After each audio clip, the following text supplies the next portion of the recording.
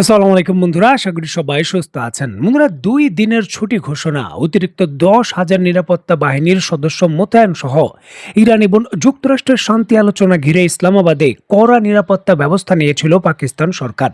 এছাড়াও বিমানবন্দর থেকে ইরান এবং মার্কিন প্রতিনিধি দলকে ব্যাপক নিরাপত্তা দিয়ে নিয়ে আসে পাকিস্তানের সামরিক বাহিনী।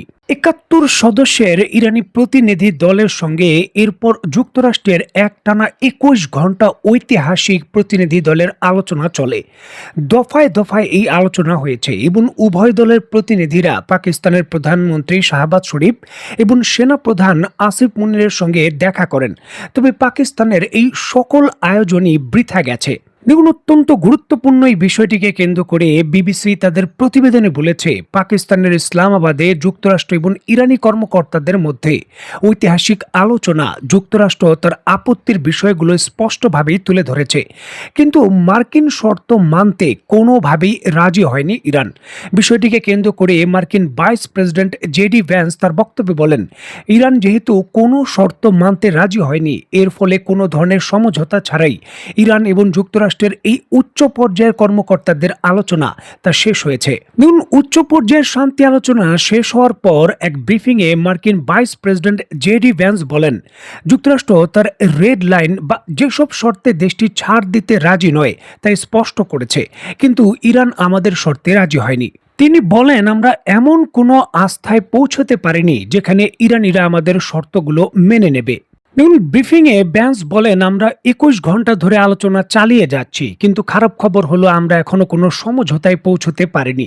ইরানের সঙ্গে কোনো সমঝোতা না হওয়ায় যুক্তরাষ্ট্রের কর্মকর্তারা ইতিমধ্যেই পাকিস্তান ত্যাগ করে ওয়াশিংটনের উদ্দেশ্যে রওনা দিয়েছেন। দেখুন, অত্যন্ত গুরুত্বপূর্ণ এই আলোচনাকে কেন্দ্র করে ইরানের পক্ষ থেকে সামাজিক যোগাযোগ মাধ্যমে ইরানের স্পিকার ইসমাইল বাঘাই এই আলোচনা সম্পর্কে বলেন, আলোচনা নিবিড় হয়েছে, তবে আলোচনা ব্যর্থ হওয়ার জন্য তিনি যুক্তরাষ্ট্রকে দায়ী করেছেন। ওয়াশিংটনের অতিরিক্ত চাওয়া এবং বেআইনি অনুরোধ করা থেকে বিরত থাকতে এবং ইরানের বৈধ অধিকার এবং স্বার্থ মেনে নিতে আহ্বান জানিয়েছেন ইরানের এই মুখপাত্র।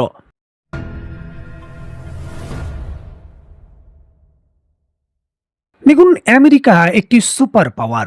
বর্তমান পৃথিবীর সবথেকে শক্তিশালী সমরাস্ত্র এবং শক্তিশালী অর্থনীতি তাদের হাতে। আর এর জন্য কিন্তু তারা তাদের স্বার্থের বাইরে গিয়ে কখনো কারো সঙ্গে আপোষ করে না। এমনকি ইরানের সঙ্গে গত 47 থেকে 48 বছর ধরে তারা সরাসরি কোনো বৈঠকে বসেনি।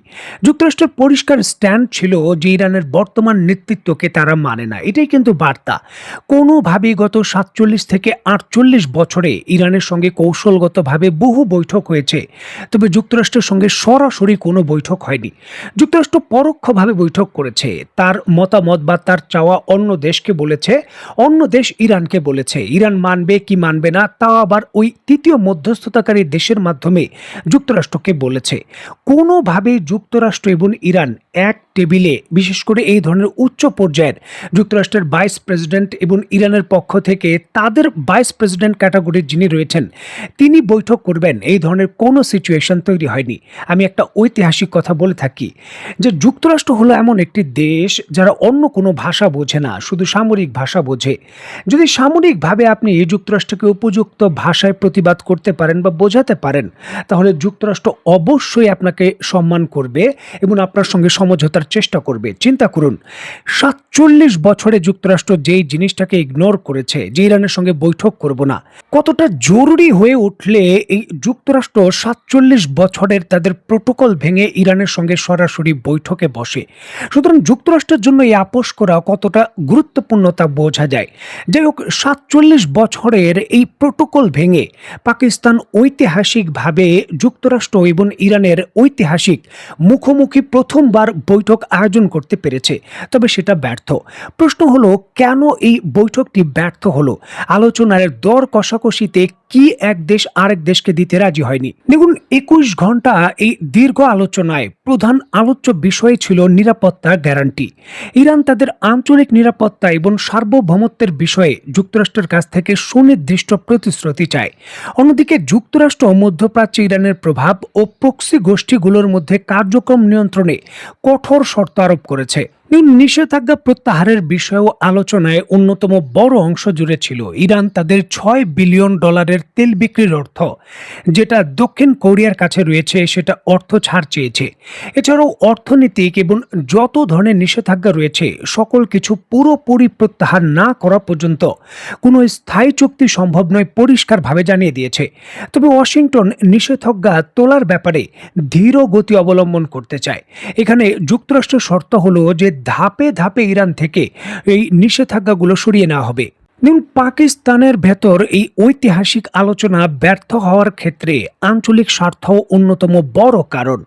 ইরাক, সিরিয়া এবং ইয়েমেনে দেশ দুইটির বিপরীতমুখী অবস্থান আলোচনার টেবিলে বড় ধরনের চ্যালেঞ্জ হয়ে দাঁড়িয়েছে। উভয় পক্ষই নিজ নিজ প্রভাব বলয় বজায় রাখতে মরিয়া।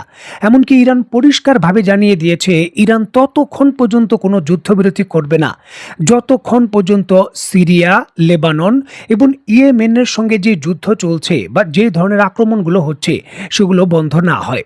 দেখুন, অত্যন্ত গুরুত্বপূর্ণ এই বিষয়টিকে কেন্দ্র করে আল জাজিরার জেম বেস তার বিশ্লেষণে জানিয়েছেন ইরান এবং যুক্তরাষ্ট্র ৪৭ বছর পর সরাসরি মুখোমুখি আলোচনার টেবিলে বসেছে। এটি ঐতিহাসিক অর্জন।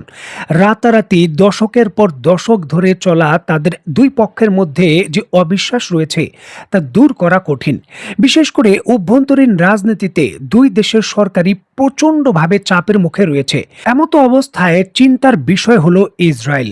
দুই দেশ কোনো কোনো ক্ষেত্রে ছাড় দিয়ে যদি সমঝোতাও করে, সেই চূড়ান্তভাবে সমঝোতার যে স্থায়ী সমাধান সেটা সরাসরি ভেস্তে দিতে পারে ইসরায়েলের হঠাৎ আক্রমণ। ইসরায়েল তার স্ট্র্যাটেজিতে পরিষ্কার করেছে যে নিরাপত্তার বিষয়ে ইসরায়েল কোনো ছাড় দেবে না এবং ইরানের পরমাণু কর্মসূচি ঘিরে যেই চুক্তি ইরানকে লাভবান করে এই ধরনের কোনো চুক্তিও তারা মেনে নেবে না।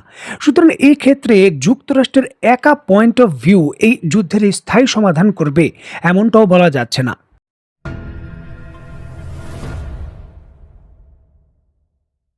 দেখুন, একদিকে পাকিস্তানের ভেতর ঐতিহাসিক আলোচনা যখন ব্যর্থ হয়েছে তখন ডোনাল্ড ট্রাম্প তার বক্তব্যে পরিষ্কার করেছেন ইরানের বিরুদ্ধে আরও বড় যে কোনো পদক্ষেপ নেওয়ার জন্য যুক্তরাষ্ট্রের সামরিক বাহিনী বড় ভিত্তিতেই তার আধুনিক অস্ত্রগুলো লোড করছে।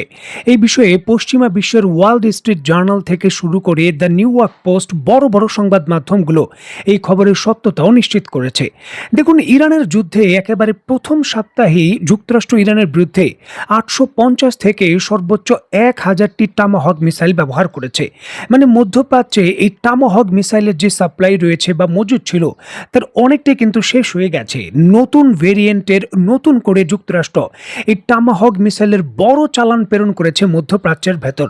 এছাড়াও যুক্তরাষ্ট্রের বহরে থাকা যে জ্যাসেম ER নামক পঞ্চম প্রজন্মের স্টেলথি প্রায় 600 মাইল রেঞ্জের মিসাইল রয়েছে, তার 1000-এর স্টক পাইল, যেটা যুক্তরাষ্ট্রের অবশিষ্ট মিসাইল স্টক পাইলও বলা হচ্ছে, তার সকলগুলোই ইরানের বিরুদ্ধে ব্যবহারের জন্য মধ্যপ্রাচ্যে ধাপে ধাপে আনা হচ্ছে, যেটিকেও কিন্তু যুদ্ধকালীন বড় প্রস্তুতি হিসাবে উল্লেখ করছে বিভিন্ন ধরনের সামরিক থিঙ্ক ট্যাঙ্ক। 14 দিনের যুদ্ধবিরতি শেষ হলে যদি কোনো সমঝোতায় না পৌঁছতে পারে এই দেশগুলো, তাহলে আরও বড় সংঘর্ষ অনিবার্য, তার ইঙ্গিতে কিন্তু পাওয়া যাচ্ছে। দেখার বিষয়ে আসলে কোথাকার পানি কোথায় গিয়ে গড়ায়। তো বন্ধুরা, আজকের মতো বিদায়। নতুন কোনো ভিডিও নিয়ে আবার দেখা হবে। সে পর্যন্ত সবাই ভালো থাকবেন, সুস্থ থাকবেন এবং বাংলাদেশকে ভালোবাসবেন। আল্লাহ হাফেজ।